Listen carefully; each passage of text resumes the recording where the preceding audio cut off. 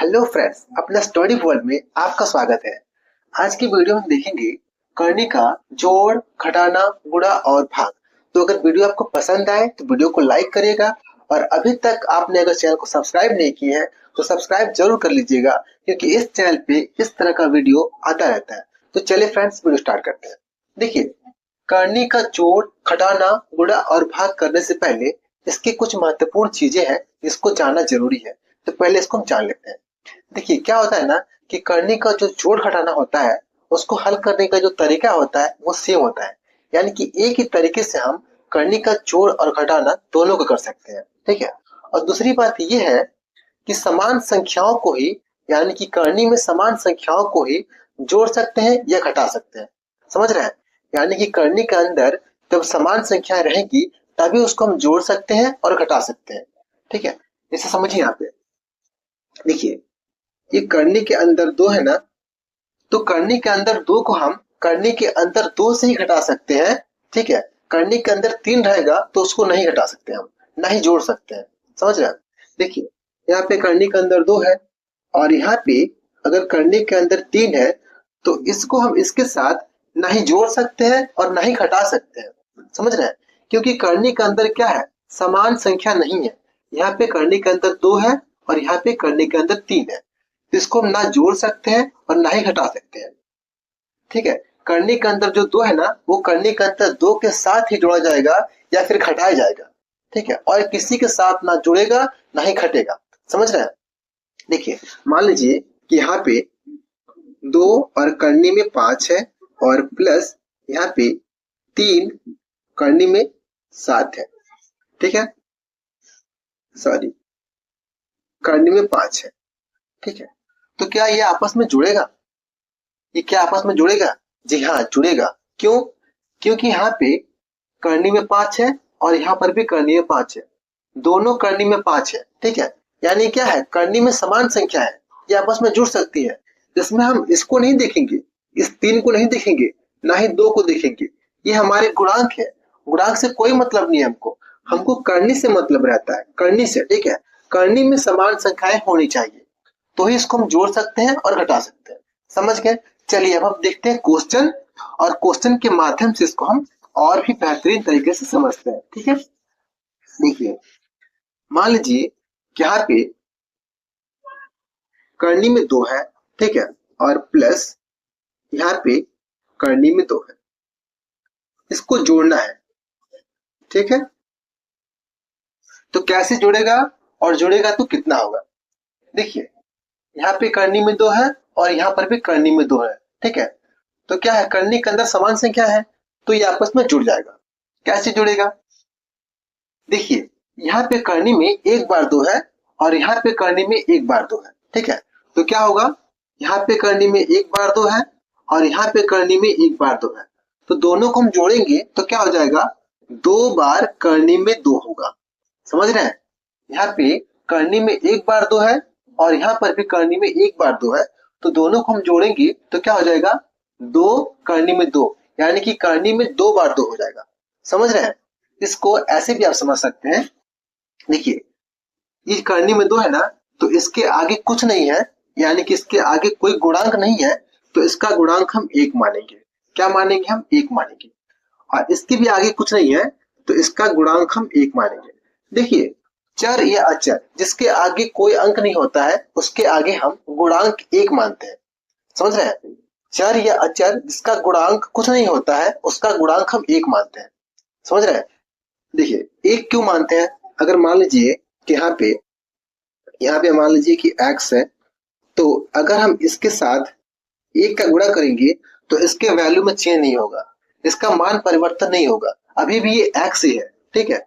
तो इसीलिए हम क्या करते हैं कि इसका गुणांक एक मानते हैं। अगर यहाँ पे तीन है, ठीक है, तो इसका गुणांक हम एक मानेंगे। समझ रहे हैं? क्योंकि अगर तीन के साथ एक का गुणा होगा तो भी इसके मान में कोई परिवर्तन नहीं होगा, अभी भी इसका मान कितना है, तीन ही है। समझ रहे हैं? इसीलिए हम चर हो या अचर हो जिसके आगे कोई गुणांक नहीं रहता है उसका गुणांक हम एक मानते हैं। तो यहाँ पे हम इसका गुणांक कितना मानेंगे, एक मानेंगे, और यहाँ पर भी इसका गुणांक एक ही है। ठीक है। तो अब क्या करेंगे हम, अब क्या करेंगे यहाँ पे करनी में समान संख्या है तो हम क्या करते हैं कि दोनों गुणांकों को हम आपस में जोड़ देते हैं। क्या करेंगे हम, इसके गुणांक को आपस में जोड़ देंगे। कब जोड़ेंगे, जब करनी में समान संख्याएं हो। जब करनी में समान संख्या रहती है तो गुणांक को आपस में हम जोड़ देते हैं। तो कितना हो जाएगा, 1 और 1 2 होगा, तो हमने 2 लिखा। ठीक है, और करनी में समान संख्याएं है तो हम क्या करेंगे, दोनों करनी की जगह पे एक ही करनी लिखेंगे। ठीक है, यहाँ पे अगर 3 करनी होता ना, तीनों करनी की जगह हम एक ही करनी लिखते और उनके गुणांक को हम जोड़ देते। ठीक है, समझ रहे हैं?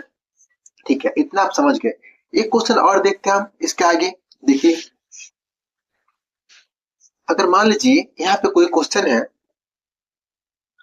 2 करनी में 3 और प्लस 4 करनी में 3, इन दोनों को आपस में जोड़ना है। ठीक है, तो कैसे जोड़ेंगे, देखिए यहाँ पे करनी में 3 है और यहाँ पर भी करनी में 3 है, यानी कि करनी में समान संख्या है तो आपस में ये जुड़ जाएंगे। समझ रहे हैं? जब भी करनी में समान संख्या रहती है ना तो आपस में क्या होती है, जुड़ जाती है। प्लस है, जोड़ना है तो जुड़ जाएगी। ठीक है, तो क्या करेंगे हम, इनके गुणांक को हम जोड़ देंगे, और दोनों करनी की जगह पे हम एक ही करनी को लिखेंगे। ठीक है, इसका गुणांक कितना है, 2 है और इसका 4 है। ठीक है, देखिए क्या करेंगे हम, इनके गुणांक को आपस में जोड़ देंगे। यहाँ पे कितना है, 4 है ना, और यहाँ पे 2 है, तो दोनों के गुणांक को जोड़ेंगे तो कितना होगा, 4 और 2 6 हो जाएगा। 6 लिखा हमने, और दोनों करनियों में संख्या समान है तो क्या करेंगे हम, दोनों करनी की जगह पे एक ही करनी को लिखते हैं। तो यहाँ पे हो जाएगा करनी में 3। समझ में आ रहा है? यहाँ पे हो जाएगा करनी में 3, यानी कि 6 करनी में 3 होगा। तो इन दोनों को आपस में हम जोड़ेंगे तो हो जाएगा 6 करनी में 3।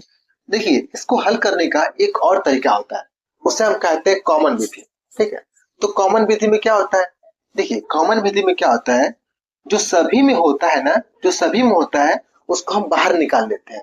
ठीक है, जैसे देखिए यहाँ पे क्या है, करनी में 3 है और यहाँ पर भी करनी में 3 है, यानी कि दोनों में क्या है, करनी में 3 है, दोनों पदों में करनी में 3 है, तो इसको हम बाहर निकाल लेंगे। क्या करेंगे, बाहर निकाल लेंगे।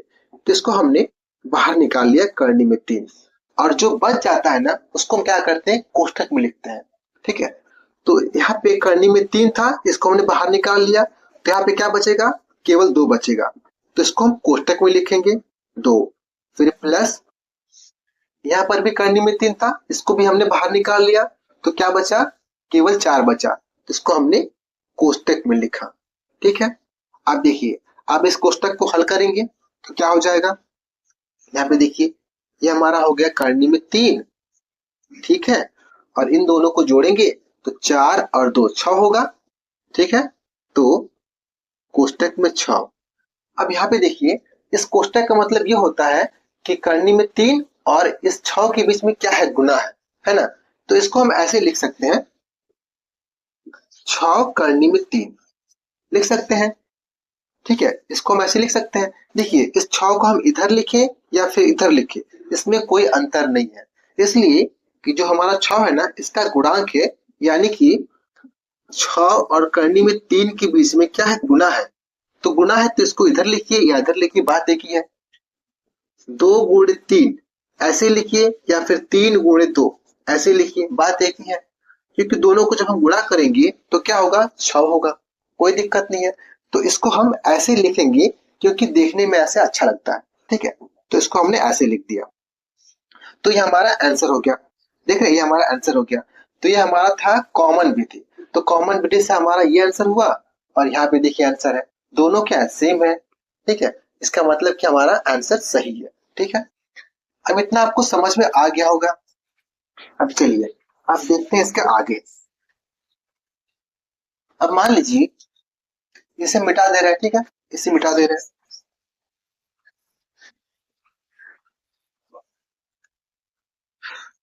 अब मान लीजिए कि यहाँ पे 2 करने में 5 है और प्लस यहाँ पे 3 करने में 2 है, तो क्या ये आपस में जुड़ेगा, ये आपस में जुड़ेगा, बिल्कुल नहीं, नहीं जुड़ेगा। क्यों, क्योंकि देखिए यहाँ पे करनी में जो संख्याएं है ना वो समान नहीं है। यहाँ पे क्या है, यहाँ पे करनी में 5 है और यहाँ पे करनी में 2 है। तो क्या समान है? समान नहीं है, तो ये जुड़ेगा नहीं। ठीक है, तो नहीं जुड़ेगा तो क्या करेंगे हम, इसको ऐसे ही लिख देंगे, वही हमारा आंसर हो जाएगा। ठीक है, इसको क्या करेंगे हम, इसको ऐसे ही लिख देंगे यहाँ पे 2 करनी में 5 प्लस 3 करनी में 2, ये हमारा आंसर हो जाएगा। ठीक है, यही हमारा आंसर होगा। समझ रहे हैं? ठीक है, तो ये हमारा आंसर हो जाएगा। तो उम्मीद है हमको कि जोड़ आपको अच्छे से समझ में आ गया होगा। तो अगर आपने जोड़ समझ लिया है तो घटाना भी आप एकदम आसानी से कर लेंगे, कोई दिक्कत नहीं है। ठीक है, क्योंकि घटाना में क्या करना होता है, केवल चिन्ह बदल जाएगा उसका, बाकी सब सेम रहता है, वही प्रोसेस रहता है इसको हल करने का। ठीक है, फिर भी आपका कोई डाउट ना रह जाए, इसलिए हम 2 क्वेश्चन इसका देख लेते हैं घटाने का। ठीक है, देखिए पहले से हम मिटा दे रहे हैं।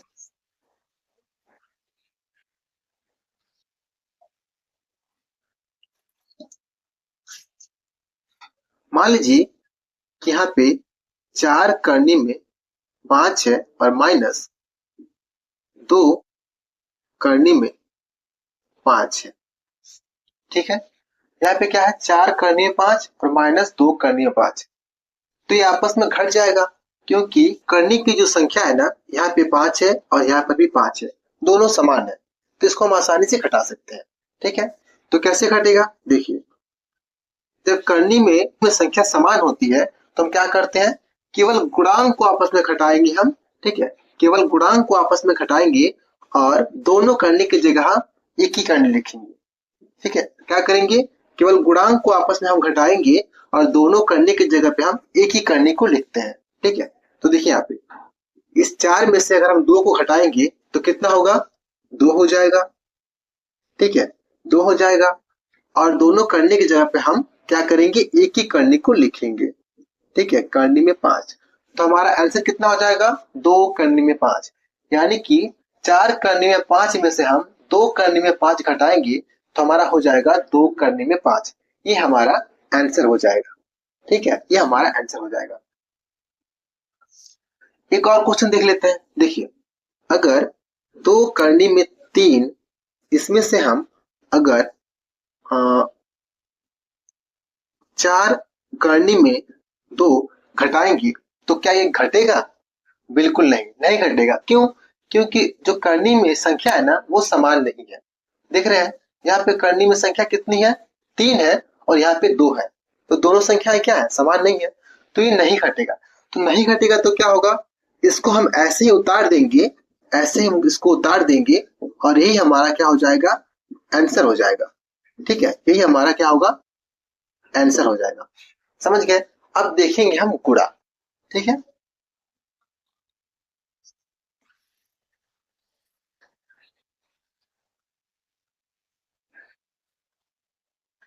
ठीक है, तो अब हम करेंगे गुणा।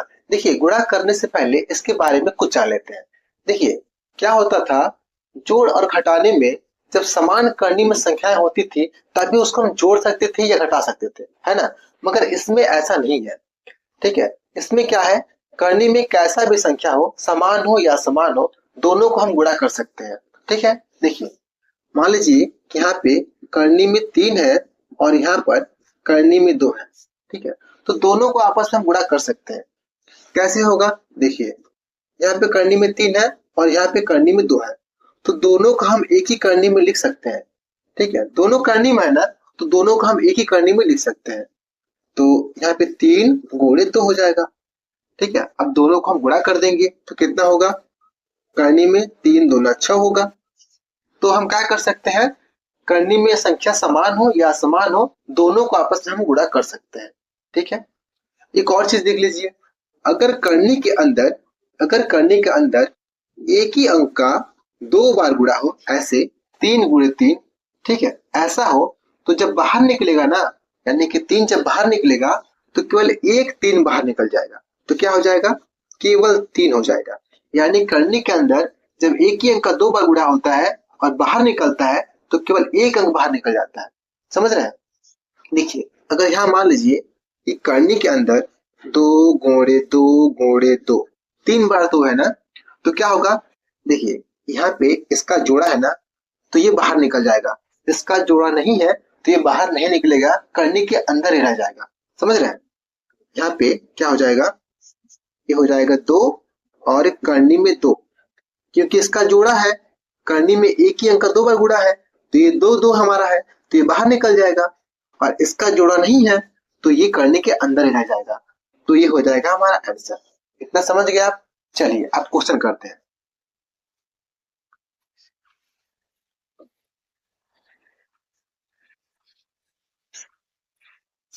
चलिए अब देखते हैं गुणा।